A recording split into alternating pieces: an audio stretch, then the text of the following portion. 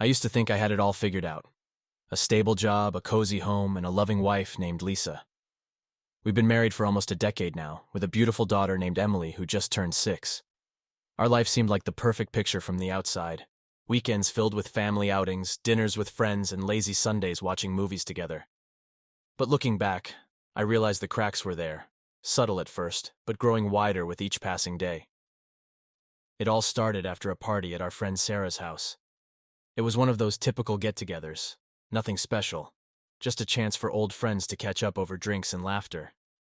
Lisa had always been the life of the party, her laughter infectious, her charm undeniable.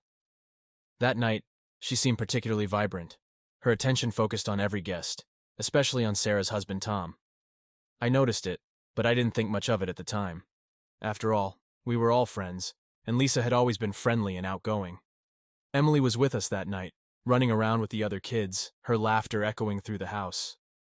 At one point she came up to me, tugging at my sleeve. "Daddy, Mommy was hugging Uncle Tom for a long time," she said, her innocent eyes wide with curiosity. I brushed it off with a smile, telling her that Mommy and Uncle Tom were just being friendly. But that comment lingered in my mind, planting a seed of doubt that would grow into something much darker. Over the next few weeks, I started to notice changes in Lisa. She became more distant, her phone always glued to her hand, her laughter more forced. Our conversations, once filled with warmth and intimacy, turned into brief exchanges about mundane things. She started going out more often, always with an excuse, errands, meetings, catching up with friends. At first I wanted to believe her. I convinced myself that she was just busy, that our lives were simply caught up in the whirlwind of daily responsibilities. But Emily's innocent comment kept replaying in my mind. One evening, as we were putting Emily to bed, she mentioned it again. "Mommy was hugging Uncle Tom a lot, Daddy. Are they best friends now?" I could see the confusion in her eyes, the same confusion that was gnawing at my heart. I kissed her goodnight, trying to hide the turmoil inside me, and went downstairs to find Lisa on her phone, a faint smile playing on her lips. "Who are you texting?" I asked casually, trying to keep my tone light. "Just Sarah," she replied without looking up. "We're planning a surprise for Tom's birthday." Something about her tone, the way she avoided eye contact, made my stomach churn. I wanted to confront her, to demand answers, but I was afraid of what I might find. Instead, I started paying closer attention, looking for any sign that could confirm my growing suspicions. Late at night, while Lisa was asleep, I began checking her phone. I knew it was wrong, an invasion of her privacy, but I couldn't help myself. At first, there was nothing unusual, just the usual chats with friends and family. But then I noticed her messages with Tom. They were casual, friendly, but something about the frequency and timing of their conversations felt off. They often texted late at night, long after everyone else had gone to bed. The messages themselves were innocent enough, but the timing and secrecy made my heart race with fear. One night, I decided to follow her. She had said she was going to Sarah's to help with the party planning, but something inside me told me otherwise. I waited until she left, then quickly grabbed my keys and drove to Sarah's house. Parking a few blocks away, I walked quietly to their backyard, peeking through the fence. My heart pounded in my chest as I saw Lisa and Tom sitting close together on the patio, their heads bent in deep conversation. They weren't touching, but the intimacy between them was undeniable. As I stood there, hidden in the shadows, I felt a wave of anger and betrayal wash over me. How long had this been going on? How could she do this to us, to our family? My mind raced with questions, but I had no answers, only the cold, hard truth that my suspicions were no longer just a figment of my imagination. I returned home before Lisa, my mind in turmoil. When she finally came back, she acted as if nothing was wrong, her smile bright and cheerful. But I could see through the facade now. The warmth and trust that once defined our relationship had been replaced by a chilling sense of doubt and betrayal. The cracks in our perfect life were growing wider, and I knew it was only a matter of time before everything came crashing down. The nights grew longer, filled with the weight of my suspicions. Every glance at Lisa, every touch, felt like a lie. I kept thinking about that night at Sarah's house, the way Lisa and Tom seemed so close, so intimate. The more I watched, the clearer it became that something was terribly wrong. One evening, Lisa told me she had to attend a work dinner. She dressed up more than usual, wearing a dress that clung to her curves, her makeup perfectly done. I forced a smile, wishing her a good time, but my heart was pounding with anxiety. As soon as she left, I decided to follow her again, this time determined to find the truth. I parked a block away from the restaurant she said she was going to, and waited. It wasn't long before I saw her car, but she wasn't heading inside the restaurant. Instead, she was walking down the street, glancing around as if she was making sure she wasn't being followed. I trailed her at a distance, my hands trembling with a mix of fear and anger. Lisa walked a few blocks and then entered a small boutique hotel. My heart sank as I watched her greet Tom in the lobby. They embraced, a kiss that was far too intimate for just friends. His hand lingered on her waist, and she smiled up at him, her eyes filled with a warmth she hadn't shown me in months. They laughed softly, their foreheads touching as if sharing a private joke. I couldn't bear to watch any longer. I slipped into the lobby, staying out of sight as they checked in. The receptionist handed them a key, and they walked towards the elevator, their fingers entwined. I felt like I was in a nightmare, everything moving in slow motion. I waited until they were out of sight, then followed them up the stairs, staying far enough behind that they wouldn't notice me. They entered a room on the 3rd floor, the door closing behind them with a soft click. I stood in the hallway, my heart pounding, my mind racing with thoughts of what might be happening behind that door. After a few moments, I gathered the courage to approach. The door wasn't fully closed, it was left slightly ajar, as if they were too eager to notice. Peeking through the crack, I saw them. Lisa was standing by the bed, her back to Tom as he kissed her neck, his hands running over her body. She tilted her head back, a soft moan escaping her lips. It was a sound I hadn't heard in so long, a sound that was meant for me. The sight of them together, so intimate, made my stomach churn with a mix of rage and sorrow. Tom's hands moved to the zipper of her dress, slowly pulling it down. Lisa turned to face him, their lips meeting in a deep, passionate kiss. His hands roamed over her bare skin, and she responded eagerly, her body pressing against his. They moved to the bed, shedding their clothes with a desperation that spoke of long-suppressed desire. I watched in stunned silence as they made love, their movements familiar and practiced. It was clear this wasn't their first time. The way they touched, the way they moved together, it was all too familiar, too comfortable. Lisa's head was thrown back, her eyes closed, lost in the pleasure that he was giving her. I felt like I was intruding on something sacred, but I couldn't tear my eyes away. Every touch, every kiss, was a knife to my heart. I saw the way Tom caressed her, the way Lisa responded to him with a passion that she had never shown me. They whispered to each other, words I couldn't hear, but the intimacy was undeniable. It was clear they shared a connection that went far beyond physical attraction. They were wrapped in each other, lost in a world where I didn't exist. After what felt like an eternity, they lay in each other's arms, their bodies intertwined. Lisa traced circles on Tom's chest, a contented smile on her lips. He kissed her forehead, murmuring something that made her laugh softly. I couldn't take any more. I backed away from the door, the reality of their betrayal crashing down on me. The drive home was a blur of tears and anger. How could she do this to us? To our family? Every moment we had shared, every promise we had made, seemed like a cruel joke. I felt like my world was falling apart, and I had no idea how to put it back together. When Lisa came home that night, she acted as if nothing had happened. She kissed me on the cheek, asking how my evening was, but I could see the guilt in her eyes. I wanted to confront her, to scream and demand answers, but I couldn't find the words. I was too hurt, too broken to face the truth head on. The next few days were a nightmare. I couldn't look at Lisa without seeing her in Tom's arms, hearing her moans of pleasure. Every touch felt like a betrayal, every word a lie. I knew I had to do something, but I felt paralyzed, trapped in a web of deceit and pain. Finally, I decided I couldn't go on like this. I needed to confront her, to hear the truth from her lips. The next evening after Emily was in bed, I sat Lisa down in the living room. My hands were shaking, my heart racing, but I knew it was now or never. "Lisa," I began, my voice trembling, "we need to talk." She looked at me, her eyes wide with surprise and fear. "What is it, Jake?" I took a deep breath, trying to steady myself. I know about you and Tom. I know about the affair. Her face went pale, her mouth opening and closing as if she was trying to find the right words. Jake, Don't, I interrupted, my voice breaking. Just tell me the truth. How long has this been going on? Tears filled her eyes and she looked away, unable to meet my gaze. 6 months, she whispered. It started after that party at Sarah's. 6 months, half a year of lies and betrayal. I felt a wave of nausea wash over me, but I forced myself to stay calm. Why, Lisa? Why did you do it? She wiped at her tears, her voice shaking. I don't know, Jake. I was lonely. You were always working, always busy. Tom was there, and it just happened. Just happened?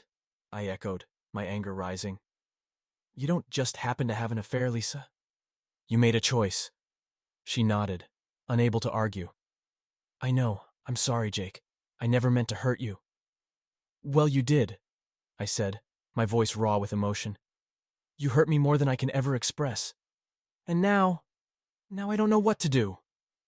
She reached for my hand, but I pulled away, unable to bear her touch. Jake, please. We can work through this. We can go to counseling, fix what's broken. I shook my head, tears streaming down my face. I don't know if I can ever trust you again, Lisa. You've shattered our family, our life. How do we come back from that? The silence that followed was heavy with the weight of our broken dreams. I could see the regret in her eyes, the realization of what she had lost. But it was too late. The damage was done, and there was no going back. The days following our conversation were a blur of tension and heartbreak. Lisa tried to make amends, but I couldn't bring myself to forgive her. Every time I looked at her, all I could see was the betrayal. Our home, once a sanctuary, now felt like a battleground. Emily sensed the change, her innocent questions piercing through the silence that had settled between us. One evening, while Lisa was out, claiming she needed some time alone to think, I decided it was time to confront Tom. I couldn't let him get away with what he had done to my family. The anger that had been simmering inside me boiled over as I drove to his house, my mind filled with thoughts of revenge. When I arrived, I saw his car in the driveway. I took a deep breath, trying to steady my nerves, and knocked on the door. Tom answered, a look of surprise quickly turning to unease as he recognized me. Jake, what are you doing here? He asked, trying to keep his voice calm. We need to talk, I said, my voice hard. He hesitated but stepped aside, allowing me to enter. The house was quiet, his wife and children presumably out. I followed him to the living room, my fists clenched at my sides. What is it? Tom asked, though he already knew. I know about you and Lisa, I said, my voice trembling with rage. I know about the affair. He paled, his eyes darting to the door as if considering an escape. Jake, Save it, I snapped. I don't want to hear your excuses. You destroyed my family. You took advantage of my wife, and you think you can just walk away from this? Tom swallowed hard, his face a mask of guilt and fear. I'm sorry, Jake. I never meant for it to go this far. Sorry? I echoed, stepping closer. You think that fixes anything? You think an apology makes up for the months of lies and deceit? He shook his head at a loss for words. The sight of him, so pathetic and weak, only fueled my anger. I grabbed him by the collar, my voice low and dangerous. You're going to regret this, Tom. I promise you that. With that, I shoved him away and left the house, the cold night air doing little to cool the fire inside me. As I drove home, my mind raced with thoughts of revenge. I couldn't let him get away with what he had done. I needed to make him feel the same pain, the same sense of betrayal that I was feeling. The next few days, I carefully planned my next move. I knew where Tom worked, knew his routines. It wasn't hard to find out where he kept his car parked during the day. I decided to start there. A small act of vengeance to set the tone. One night, I waited until the street was deserted, then approached his car. I slashed the tires, the sound of the knife puncturing the rubber a small satisfaction. It wasn't enough to make up for what he had done, but it was a start. I left a note on the windshield, a simple message that would make him think twice before crossing me again. You reap what you sow. The next morning, I could barely contain my satisfaction when Lisa mentioned that Tom had called in sick to work, his car vandalized. I played dumb, pretending to be shocked, but inside I felt a grim satisfaction. It wasn't much, but it was something. As the weeks went on, I continued my campaign of revenge. I sent anonymous letters to Tom's workplace, hinting at his affair with Lisa. I knew it would cause trouble for him, make him look over his shoulder, always wondering who was watching. I hacked into his social media accounts, posting incriminating messages that hinted at his infidelity. It was petty, maybe even cruel, but I didn't care. He had taken something precious from me, and I wanted to make him pay. But it wasn't enough. The anger inside me demanded more. I needed to confront Lisa again, to make her understand the depth of my pain. One night after putting Emily to bed, I cornered Lisa in the kitchen. "Why, Lisa?" I asked, my voice shaking. "Why did you do it?" She looked at me, tears streaming down her face. "I told you, Jake. I was lonely. You were always working, always busy. I needed someone, and Tom was there." "That's not an excuse," I said, my anger rising. "You could have talked to me, told me how you felt. Instead, you betrayed me. You betrayed our family." "I know," she sobbed. "I know I hurt you. I was stupid, Jake. I made a terrible mistake. But I love you. I want to fix this." "How?" I demanded. "How do you fix something like this?" She reached for me, but I pushed her away, unable to bear her touch. "I don't know, Jake, but I'm willing to try. I'll do anything." I looked at her, the woman I had loved for so long, now a stranger to me. "I don't know if I can ever forgive you, Lisa. You broke my heart. You shattered our family." The days that followed were a whirlwind of emotions. I swung between moments of deep sadness and blinding rage. Lisa tried her best to make amends, but the trust was gone. Every time she reached for me, I pulled away, the image of her with Tom forever etched in my mind. Finally, I realized I couldn't go on like this. The anger, the revenge, it was consuming me, turning me into someone I didn't recognize. I needed to make a decision, for my sake and for Emily's. I couldn't let her grow up in a home filled with bitterness and resentment. One evening, I sat Lisa down once more. "We need to separate," I said, my voice firm. "This isn't working. I can't move past what you've done." She looked at me, her eyes filled with tears. "Jake, please, don't do this. We can fix it. We can go to counseling, anything. Just don't leave me." "I'm sorry, Lisa," I said, my heart breaking. "But it's too late. The damage is done. I need to move on, for Emily's sake and for mine." She nodded, tears streaming down her face. "If that's what you want, Jake, I'll respect your decision, but I want you to know that I love you. I always have, and I always will." "I know," I said softly, "and maybe, in time, we'll find a way to be friends. But right now, I need space. I need to heal." The decision was made, and the weight of it settled heavily on my shoulders. The road ahead would be difficult, filled with challenges and heartbreak, but it was a step towards a new beginning, a chance to rebuild my life, to find happiness again. The separation was hard on all of us, especially Emily. She didn't understand why Mommy and Daddy couldn't be together anymore, why her world was changing so drastically. I did my best to reassure her, to make her feel loved and safe. I moved into a small apartment not far from our home, so I could still see her regularly. The days were long, filled with a mixture of loneliness and relief. Lisa and I tried to keep things civil for Emily's sake. We shared custody, making sure she never felt like she was losing either of us. It was a struggle, but we managed. Slowly, life began to take on a new rhythm. I focused on my work, throwing myself into projects to keep my mind off the pain. I joined a support group for people going through divorce, finding solace in the shared experiences of others.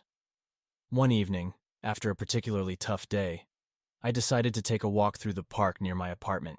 The air was crisp, the sky painted in shades of orange and pink as the sun set.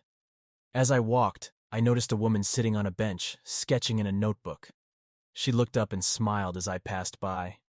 "Nice evening, isn't it?" she said, her voice warm and friendly. "Yeah, it is," I replied, stopping to chat. Her name was Sophie, and she was an artist who had recently moved to the area. We talked for a while, sharing stories about our lives. There was something comforting about her presence, a quiet strength that drew me in. Over the next few weeks, Sophie and I became friends. We met up for coffee, went for walks, and spent hours talking about everything and nothing. She had a way of making me feel seen, understood, without the weight of judgment or expectation. For the first time in months, I felt a spark of hope, a glimmer of happiness. One evening, as we sat by the lake, watching the stars, Sophie turned to me. "Jake, I know you've been through a lot, but I want you to know that I'm here for you. Whatever you need, I'm here." I looked at her, my heart full of gratitude.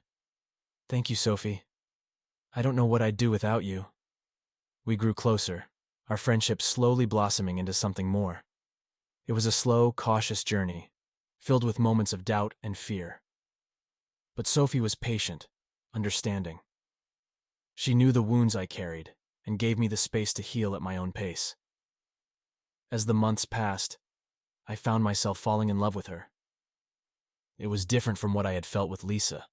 Less intense, but deeper, more genuine. Sophie became my anchor, my confidant, and eventually, my partner. She helped me see that life could be beautiful again, that love was still possible. One day, as we sat together on the porch of her cottage, Emily playing in the yard, I realized how far I had come. The pain of Lisa's betrayal still lingered, but it no longer defined me. I had found a new path, a new life filled with hope and possibility. Looking back, I saw the journey I had taken, the heartbreak, the anger, the revenge, and finally, the healing. It hadn't been easy, but it had led me to a place of peace, of acceptance. I had learned to let go of the past, to embrace the present, and to look forward to the future. As I watched Emily chase butterflies in the garden, Sophie's hand in mine, I knew I had made the right decision. Life was never going to be perfect, but it was mine to live, and I was ready to make the most of it. The betrayal had shattered me, but it had also set me free, giving me the chance to rebuild my life on my terms, and for that, I was grateful.